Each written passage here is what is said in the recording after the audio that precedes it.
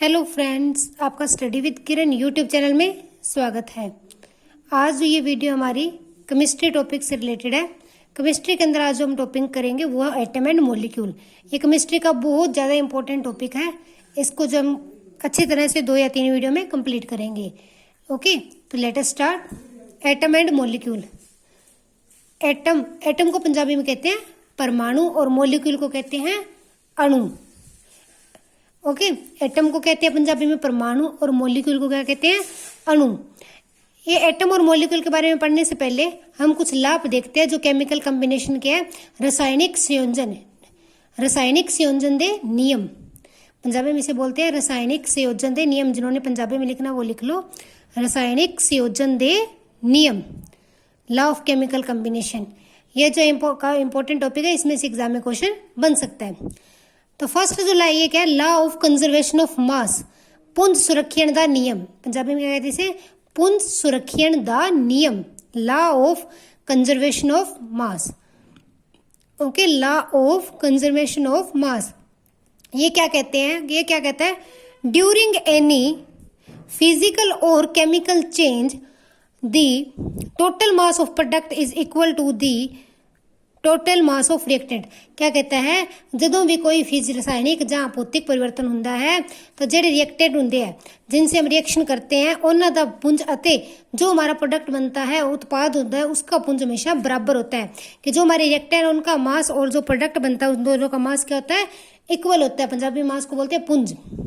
Okay, for example हम कोई भी एलिमेंट जोड़ के तीसरा एलिमेंट बनाते हैं तो इन दोनों का मास इसके क्या है, इक्वल होता है। जैसे कि हाइड्रोजन और ऑक्सीजन को जोड़ के वाटर बनाते हैं, इसमें क्या होता है, 2 हाइड्रोजन ऑक्सीजन, तो वो क्या बनता है, H2O, वाटर बन जाता है। तो ये देखो, हाइड्रोजन का एटॉमिक मास होता है 1, 2 लगे तो 2, ऑक्सीजन का होता है 16, और यहाँ पे H2 का कितना हो गया, 2 प्लस ऑक्सीजन का 16, तो 18 इज इक्वल टू 18। तो ये क्या कहता है, लॉ ऑफ कंजर्वेशन ऑफ मास या फिर पुंज संरक्षण का नियम क्या कहता है कि जब भी कोई केमिकल भौतिक या रासायनिक परिवर्तन होता है तो जेड़ा रिएक्टेंट का मास होता है, मतलब जो हम अपना रिएक्टेंट लेते हैं, पहले जो भी एलिमेंट लेते हैं, उन्होंने दोनों का मास ते जो अपना प्रोडक्ट बनता है, जो उत्पाद होता है, उसका मास क्या है, पुंज क्या होता है, बराबर होता है। तो ये क्या था, लॉ ऑफ कंजर्वेशन ऑफ मास, पुंज संरक्षण का नियम। ओके, नेक्स्ट जो लॉ है वो है law of constant composition. Law of constant composition या फिर इसको बोलते हैं definite proportion, law of definite proportion. ठीक है, पंजाबी में बोलते हैं स्थिर अनुपात का नियम। क्या बोलते हैं, स्थिर अनुपात का नियम। ये क्या कहता है, a pure chemical compound always contain same element compound together in the same definite proportion by weight. ये क्या कहता है, जब भी हम कोई केमिकल कंपाउंड बनाते हैं, कोई भी शुद्ध जो रासायनिक उत्पाद जो है बनाते हैं, हम कोई भी चीज़ बनाते हैं तो उसके अंदर क्या होता है, उसके अंदर जो एलिमेंट यूज हुए, कोई भी हमारा शुद्ध कंपाउंड है, शुद्ध जो मिश्रण है या फिर यौगिक है, उसके अंदर जो 2 एलिमेंट लगे हुए हैं उनका मास या फिर वेट है जो हमेशा सेम रहेगा उसको बनाने के लिए। इसको एग्जाम्पल से समझते हैं। जो कार्बन डाइऑक्साइड है, कार्बन डाइऑक्साइड कितने तरह से बनती है, हम जो सांस लेते हैं उससे भी कार्बन डाइऑक्साइड बनती है, कोल को बर्न करने से कार्बन डाइऑक्साइड बनती है, कुछ और प्रोसेस है जिससे भी क्या हुआ, कार्बन डाइऑक्साइड बनती है। लेकिन कार्बन डाइऑक्साइड के अंदर जो एलिमेंट यूज हुए हैं, कार्बन और ऑक्सीजन, उनका वेट हमेशा सेम ही रहेगा। चाहे कार्बन डाइऑक्साइड हम किसी तरीके से बनाए, चाहे हम अपना एलिमेंट है जो प्रोडक्ट है वो कोई भी तरीके से बनाए, चाहे कोयले को जला के बनाए या सांस से बनाए, मतलब कि प्रोडक्ट अगर हमारा सेम है, अगर हमारा प्रोडक्ट सेम है तो उसके अंदर जो एलिमेंट लगे हुए हैं उनका वेट और जो मास है वो भी क्या होगा, सेम होगा, उनकी क्वांटिटी दोनों में एक जैसी होगी। चाहे कार्बन डाइऑक्साइड आप किसी भी तरीके से बना लो तो उसके अंदर जो हमेशा इन दोनों की रेशियो क्या है, एक जैसी ही होगी। चाहे वो कोल बर्निंग से बनाओ, चाहे जो आप सांस लेने से या फिर कोई और मेथड से। तो ये क्या था, स्थिर अनुपात का नियम। नाम से कि अनुपात स्थिर रहता है, क्या होता है, अनुपात जो है वो स्थिर रहता है। ओके, मेन जो ये 2 लॉ जो काफी इंपॉर्टेंट है, इनमें से क्वेश्चन एग्जाम में क्वेश्चन आ सकता है। एक लॉ और पढ़ लेते हैं, वैसे 5 है टोटल, हम 3 कर लेते हैं। लॉ ऑफ मल्टीपल प्रोपोर्शन, इसको पंजाबी में क्या कहते हैं ये नहीं मुझे पता। Law of multiple proportional, proportion. इसे क्या कहते हैं, इसमें ये ला क्या कहता है, when two element combine to form two और मोर देन टू कंपाउंड, कि जब हम कोई भी दो एलिमेंट को कंबाइन करते हैं कोई नया कंपाउंड बनाने के लिए, then masses of the one of the element which combine with a fixed mass of other are in simple whole number ratio. ये क्या कहता है, ये कहता है कि कोई भी दो एलिमेंट, फॉर एग्जाम्पल हाइड्रोजन और ऑक्सीजन से एक तो मैंने वाटर बनाया, ठीक है, इसमें 2 लगे, फिर मैंने हाइड्रोजन और ऑक्सीजन से हाइड्रोजन पर ऑक्साइड बनाया, क्या बनाया, हाइड्रोजन पर ऑक्साइड। ओके, तो ये ला क्या कहता है कि जब अगर हम इन दोनों में से एक का मास जो कॉमन ले लें, एक को फिक्स कर लें, कि कोई भी दो सेम एलिमेंट से कोई कंपाउंड बनता है, कि कोई भी दो एक जैसे एलिमेंट लगा के हम जब कोई कंपाउंड बनाते हैं तो उनकी क्वांटिटी अगर एक की फिक्स कर दें, फॉर एग्जांपल ये देखो वाटर के लिए मुझे क्या चाहिए, H2O चाहिए था, हाइड्रोजन का 2 लगता है, ऑक्सीजन का 1 लगता है, हाइड्रोजन पर ऑक्साइड के लिए दोनों के 2 लगते हैं, 2HO। ओके, तो जब क्या कहते हैं दोनों के हाइड्रोजन के भी 2 लगते हैं, ऑक्सीजन के भी 2 लगते हैं, तो ये क्या कहता है ला कि आप चाहे ये बनाओ ये दोनों बनाए, अगर हम हाइड्रोजन का या ऑक्सीजन का एक का मास फिक्स कर लें, अगर मैं हाइड्रोजन का मास फिक्स कर लूं तो हाइड्रोजन का मास अगर यहाँ पे 2 लग रहा है, 1 लगेगा तो ऑक्सीजन कितनी लगेगी, देखो 2 हाइड्रोजन पे ऑक्सीजन लग रही है 16, ऑक्सीजन का मास 16 होता है, तो 1 पे लगी 8। ओके, यहाँ पे 2 हाइड्रोजन पे ये लग रही है 32, तो 1 पे लगी 16। तो ये ला क्या कहता है, अगर हाइड्रोजन को फिक्स कर दिया, हाइड्रोजन की एक क्वांटिटी लगाएंगे, तो दूसरा जो एलिमेंट है इस दोनों में सेम है ऑक्सीजन, वो उन दोनों का रेशियो जो है होल नंबर आएगा। इनका रेशियो क्या बनेगा, 1:2 बनेगा ना, ये क्या होल नंबर रेशियो है। दोबारा देख लेते हैं कि जब भी कोई दो सेम एलिमेंट मिला के कंपाउंड बनाते हैं अलग अलग प्रोपोर्शन में, कि एक में अलग क्वांटिटी से लगाए दूसरे में अलग लगाए, तो हमारे पास 2 कंपाउंड बने, 2 एलिमेंट मिला के कितने कंपाउंड बने, 2 कंपाउंड बने।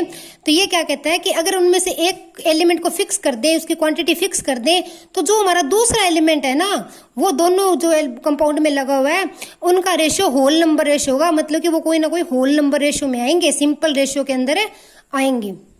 तो ये था लॉ ऑफ मल्टीपल प्रपोर्शन। तो ये पहले हमने 3 लॉ देखे जो केमिकल कॉम्बिनेशन से रिलेटेड, रासायनिक संयोजन से रिलेटेड थे।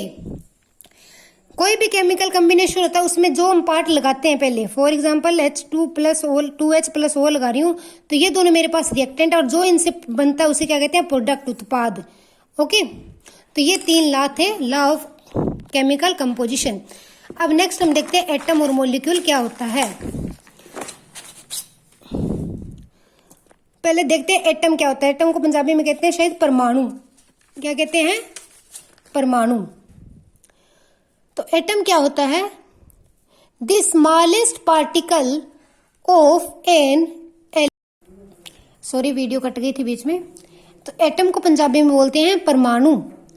परमाणु क्या होता है, the smallest particle of an element which may or may not have independent existence is called an atom. क्या होता है कि किसी भी पार्टिकल तत्व का छोटा पार्ट, सबसे छोटा पार्ट जो इंडिपेंडेंट हो सकता है, जिसकी एग्जिस्टेंस जो इंडिपेंडेंट हो भी सकती है और नहीं भी हो सकती, गारंटी नहीं है कि वो अकेला एग्जिस्ट करे, कर भी सकता है और नहीं भी कर सकता, उसे क्या कहते हैं, परमाणु कहते हैं, एटम कहते हैं। एटम क्या होता है, किसी भी एलिमेंट का सबसे छोटा पार्ट, बिल्कुल छोटा पार्ट जो इंडिपेंडेंटली एग्जिस्ट कर भी सकता है और नहीं भी कर सकता। ये तत्व का छोटे तो छोटा हिस्सा हुंदा है जेड़ा इकल्ला जो है, जो इकल्ला प्रेजेंट अपनी एग्जिस्टेंस शो भी कर सकता है और नहीं भी कर सकता। ठीक है, तो ये क्या होता है, एटम होता है, परमाणु। ठीक है, पंजाबी में इसे बोलते हैं परमाणु। ये जो इंडिपेंडेंट, देखो ऑक्सीजन को कैसे लिखते हैं, O2, तो इसमें क्या है, 2 एटम लगते हैं, 2 है तो क्या है, 2O के 2 एलिमेंट लगते हैं। तो 100% नहीं होती कि इसकी एग्जिस्टेंस जो है, एग्जिस्टेंट करता है ये इंडिपेंडेंट या नहीं करता। तो एटम जो है सबसे स्मॉलेस्ट पार्टिकल होता है। ओके, नेक्स्ट है मॉलिक्यूल, अणु। इनके बारे में पहले थोड़ा सा डिस्कस कर लेते हैं, डेफिनेशन देखते हैं, फिर इसको डीपली करेंगे कि इनकी जो शेप कैसी होती है, किस तरह से ये एग्जिस्ट करते हैं। मॉलिक्यूल, इसे बोलते हैं शायद अणु। मॉलिक्यूल क्या होते हैं, the smallest particle of a substance which is capable of independent exist, कि ये किसी स्मॉलेस्ट पार्ट, ये जो सबसे छोटा पार्ट होता है सब्सटेंस का, जो 100% इंडिपेंडेंटली एग्जिस्ट करे ही करेगा। ये जो अपनी इकल्ले स्थिति जो इसके ये इकल्ला अस्तित्व हो सकता है, या जहाज जो है बिल्कुल इकल्ला इसकी एग्जिस्टेंस हो सकती है, ये स्मॉलेस्ट पार्टिकल है। एटम मॉलिक्यूल कैसे बनते हैं? जब हम दो या दो से ज्यादा एटम को जोड़ देते हैं तो वो क्या बन जाता है? मॉलिक्यूल बन जाता है। जब हम दो या दो से ज्यादा एटम को जोड़ देते हैं तो क्या बन जाता है? मॉलिक्यूल बन जाता है। अब जो हम देखते हैं एटम क्या किस तरह की शेप होती है, सबसे पहले किसने इसके बारे में बात की थी? एटम जो होता है राउंड इन शेप, क्या होता है? Atom is round in shape, कि आकार दे अंदर क्या होता है? गोल होता है। एटम क्या होता है? गोल होता है। किस तरह का होता है एटम? गोल शेप का होता है, गोल आकार का होता है। सबसे पहले ये बात निकल के आई। फिर दूसरी बात, एटम के बारे में सबसे पहले एटम के बारे में डिस्कवरी किसने की थी? नील बोहर ने। किसने की थी सबसे पहले? नील बोहर ने। सबसे पहले नील बोहर ने। ये एग्जाम में क्वेश्चन आ सकते हैं कि एटम के बारे में किसने बात की, फिर एटम के हम पार्ट देखते हैं उनके बारे में सबसे पहले किसने बात की, तो ये क्वेश्चन एग्जाम में डायरेक्टली पूछा जा सकता है। तो एटम की स्टडी सबसे पहले नील बोहर ने की थी। ओके, तो एटम क्या है? इसका सेंटर के अंदर एक न्यूक्लियस होता है। एटम जो क्या होता है, अब देखो नेक्स्ट पेज पे बनाते हैं। एटम हमने सबसे पहले क्या कहा कि एटम राउंड शेप का है। अब हम क्या कह रहे हैं? एटम इतना छोटा होता है कि हम इसको नॉर्मली देख नहीं सकते, बहुत ही छोटा होता है। फिर क्या? एटम के अंदर एक न्यूक्लियस होता है, इसके सेंटर के अंदर, बिल्कुल सेंटर में क्या होता है? न्यूक्लियस। न्यूक्लियस, न्यूक्लियस क्या है? इसे बोलते हैं नाभि। इसको क्या बोलते हैं हम? नाभि भी बोलते हैं। कि एटम के बीच में क्या होता है? न्यूक्लियस होता है, जिसे हम नाभि भी बोलते हैं। ओके, न्यूक्लियस को सबसे पहले किसने इंट्रोड्यूस किया था? वो किया था रदरफोर्ड ने। न्यूक्लियस जो है किसने डिस्कवर किया था सबसे पहले? रदरफोर्ड ने। ये आप लिख लेना, ये इंपॉर्टेंट है, एग्जाम में पूछ सकते हैं। तो न्यूक्लियस के जो सबसे पहले डिस्कस किया था वो किसने किया था? किसने जो इसके ड्राइव किया था वो था रदरफोर्ड। किसने किया था? रदरफोर्ड ने। ठीक है, अब उसके बाद न्यूक्लियस के अंदर दो और जो है सब पार्ट्स होते हैं। फिर हमने क्या देखा कि न्यूक्लियस के अंदर भी दो और पार्ट होते हैं। ओके, ये था एटम, इसके बीच में होता है न्यूक्लियस। अब क्या? न्यूक्लियस के अंदर भी दो और पार्ट होते हैं। एक तो होता है प्रोटॉन, पंजाबी में भी इसे प्रोटॉन बोलते हैं, और दूसरा होता है न्यूट्रॉन। क्या होता है? न्यूट्रॉन। न्यूक्लियस में कितने दो और पार्ट होते हैं? दो पार्ट होते हैं। और जो न्यूक्लियस होता है वो क्या होता है? पॉजिटिव चार्ज होता है, पॉजिटिव होता है। न्यूक्लियस में जो चार्ज होते हैं वो क्या होते हैं? पॉजिटिव चार्ज होते हैं। ओके, न्यूक्लियस के अंदर प्रोटॉन और न्यूट्रॉन होता है। ये किसने बताया था? जो न्यूक्लियस के अंदर प्रोटॉन होता है वो बताया था गोल्डस्टीन ने। किसने बताया था? गोल्डस्टीन। ये किसने बताया था? गोल्डस्टीन ने बताया था कि न्यूक्लियस के अंदर क्या होते हैं? प्रोटॉन होता है, और वो क्या होता है? पॉजिटिव चार्ज होता है। ये एटम की शेप है। एटम के बीच के अंदर, सेंटर के अंदर न्यूक्लियस होता है। न्यूक्लियस होता है, ये रदरफोर्ड ने बात बताई थी। और न्यूक्लियस का चार्ज क्या है? पॉजिटिव होता है, धनात्मक चार्ज होता है। ठीक है, इसको नाभि भी कहते हैं न्यूक्लियस को। फिर न्यूक्लियस के अंदर कहते हैं प्रोटॉन होते हैं और न्यूट्रॉन होते हैं। प्रोटॉन का किसने बताया? कि गोल्डस्टीन ने बताया कि न्यूक्लियस के अंदर क्या होते हैं? प्रोटॉन होते हैं, और ये क्या होते हैं? पॉजिटिव चार्ज होते हैं। क्या होते हैं? पॉजिटिवली चार्ज होते हैं। और फिर बात आई न्यूट्रॉन की। न्यूट्रॉन का किसने बताया था? जेम्स चैडविक ने जो है न्यूट्रॉन की खोज की थी। इसकी किसने की थी? James Chadwick. इसने जो है न्यूट्रॉन की खोज की। इसने सबसे पहले बताया कि न्यूक्लियस में प्रोटॉन के साथ साथ न्यूट्रॉन भी होते हैं। न्यूक्लियस में क्या होते हैं? न्यूट्रॉन भी होते हैं। और जो न्यूट्रॉन होते हैं ये जीरो चार्ज होते हैं। इनका चार्ज क्या होता है? जीरो चार्ज होता है। ना ये नेगेटिव चार्ज होते हैं, ना ही पॉजिटिव चार्ज होते हैं। न्यूट्रॉन क्या? न्यूट्रल होते हैं। नाम न्यूट्रॉन है, इससे समझ लो न्यूट्रल होते हैं, ना धनात्मक ना ऋणात्मक। ये क्या होता है? ना चार्ज क्या होता है? सिफर होता है। ठीक है, प्रोटॉन कौन सा चार्ज होता है? पॉजिटिव चार्ज होता है। प्रोटॉन की खोज किसने की थी? गोल्डस्टीन ने की थी। न्यूट्रॉन की खोज जो वो किसने की थी? जेम्स चैडविक ने की थी। किसने की थी? James Chadwick. और न्यूक्लियस की जो खोज है वो किसने की थी? रदरफोर्ड ने। ओके, इसके बाद जो है एक जो कहते हैं एटम के अंदर एक सब पार्ट और मिला, वो क्या मिला? इलेक्ट्रॉन। क्या मिला? इलेक्ट्रॉन। ये कहते हमने देखा एटम है ये एटम में न्यूक्लियस है, न्यूक्लियस में एक पॉजिटिव प्रोटॉन होते हैं और न्यूट्रल न्यूट्रॉन होते हैं। फिर क्या बात आई कि इस एटम के अंदर इलेक्ट्रॉन होते हैं। क्या होते हैं? इलेक्ट्रॉन। ये टॉपिक काफी इंपॉर्टेंट है, इसको हम 2-3 वीडियोस के अंदर कवर करेंगे अच्छे से, ताकि इससे बाहर कुछ भी ना रहे। ओके, तो थर्ड क्या है? इलेक्ट्रॉन होते हैं। इलेक्ट्रॉन जो होते हैं इनकी खोज की थी जे थॉमसन ने। किसने की थी? जे थॉमसन ने की थी कि इसके अंदर क्या है? इलेक्ट्रॉन होते हैं। और उनकी खोज किसने की थी? जे थॉमसन ने की थी। और उसने क्या बताया कि ये जो है नेगेटिवली चार्ज होते हैं। ये क्या होते हैं? नेगेटिव चार्ज होते हैं, नेगेटिवली चार्ज होते हैं। और इसने क्या बताया कि इनकी पोजीशन कहाँ पे होती है वो देखते हैं। अब जो हमारा एटम का मॉडल है वो क्या होगा? पूरा होगा कि एटम में क्या क्या चीजें होती है। ओके, अब हम यहाँ बनाते हैं। देखो, ये हमारा एटम है। ओके, इसके बीच के अंदर न्यूक्लियस जो होता है पॉजिटिव चार्ज होता है, इसमें प्रोटॉन होते हैं और न्यूट्रॉन होते हैं। दो चीजें होती है। एक मिनट, वीडियो थोड़ी ब्लर हो रही है। हाँ, तो ये क्या है? एटम है, इसके बीच में न्यूक्लियस होता है, उसमें क्या होते हैं? प्रोटॉन होते हैं और न्यूट्रॉन होते हैं। ओके, फिर जे थॉमसन ने कहा कि इसके बाहर न्यूक्लियस के बाहर जो है वो क्या है? इलेक्ट्रॉन घूमते रहते हैं।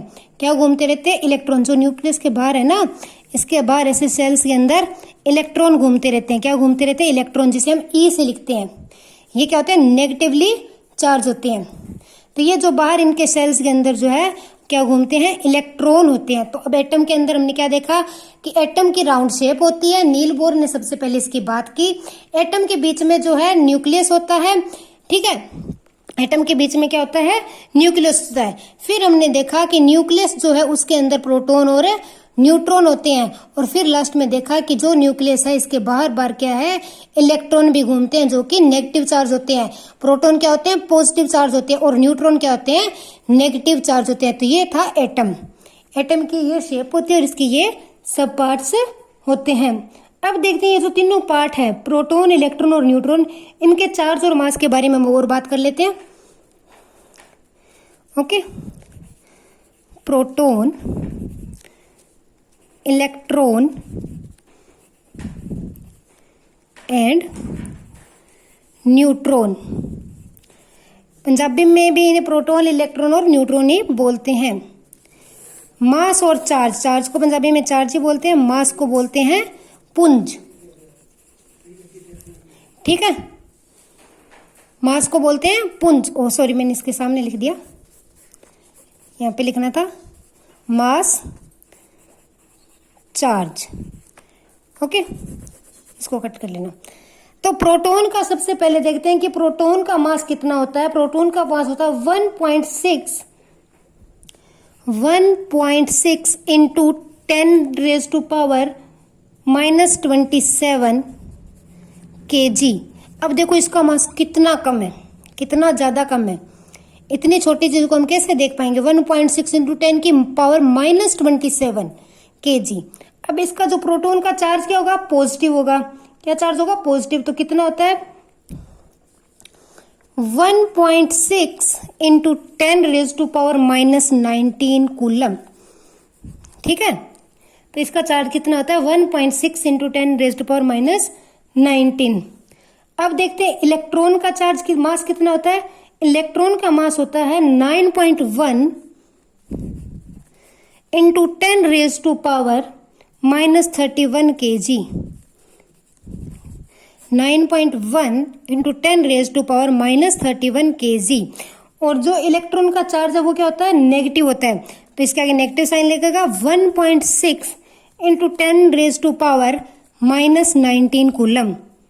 ओके, अब देखो न्यूट्रॉन का चार्ज क्या होगा, न्यूट्रल होते हैं तो चार्ज तो हो गया इनका 0, कि इनका कोई भी पॉजिटिव या नेगेटिव चार्ज नहीं होता। इनका चार्ज सेम होता है प्रोटॉन और न्यूट्रॉन का, लेकिन सिर्फ ये नेगेटिव होता है, ये पॉजिटिव होता है। न्यूट्रॉन का मास कितना होता है, 1.6 इंटू 10⁻⁻27 kg। तो ये जो इनके मास और चार्ज है ये आप सभी नोट कर लो, ये इंपॉर्टेंट है, एग्जाम में डायरेक्ट पूछे जा सकते हैं कि प्रोटॉन का मास कितना होता है, प्रोटॉन का चार्ज कितना है, इलेक्ट्रॉन का मास कितना है, इलेक्ट्रॉन का चार्ज कितना है, या न्यूट्रॉन का मास कितना और न्यूट्रॉन का चार्ज कितना है। ओके, तो ये थे न्यूट्रॉन जो न्यूट्रल होता है इसका चार्ज क्या है, 0 होता है। ठीक है, ये होता है ये पॉजिटिव चार्ज, इसका होता है नेगेटिव और इसका होता है न्यूट्रल। ओके, तो आज हमने क्या डिस्कस किया, हमने देखा कि लॉ ऑफ केमिकल कॉम्बिनेशन क्या है, फिर हमने देखा एटम क्या होता है, थोड़ा सा देखा कि मॉलिक्यूल के बारे में पढ़ा, और फिर हमने देखा कि एटम की शेप क्या होती है, उसमें क्या क्या सब पार्ट्स होते हैं और उनके चार्ज कैसे होते हैं, नेगेटिव होते हैं, पॉजिटिव होते हैं या फिर न्यूट्रल होते हैं। आज के लिए इतना ही। Thanks and have a nice day, keep supporting me.